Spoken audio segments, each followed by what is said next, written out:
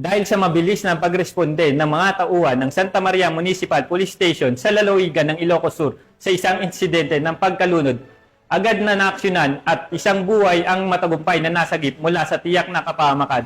Narito ang magandang balita na ihahatid ni Police Staff Sergeant John Del Supremo.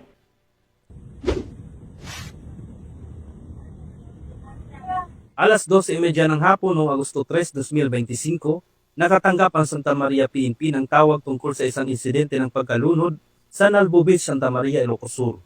Ang biktima ay isang residente ng Barangay Pinaan ng nasabing bayan.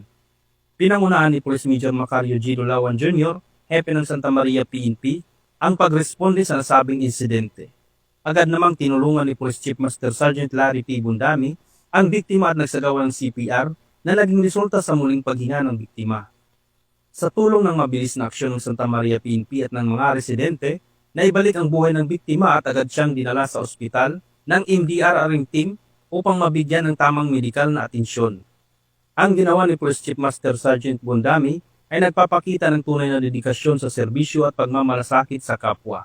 Ang kanyang aksyon ay isang halimbawa ng pagpapalaga ng PNP sa pagtulong at pagprotekta sa mga tao. Dahil sa kabayanihan ng mga kapulisan at ng mga residente, ang biktima ay nasa ligtas ng kalagayan. Isang patunay ito ng matibay na relasyon ng pulisya at komunidad na sa oras ng pangangailangan, sila ay laging handa at nagtutulungan.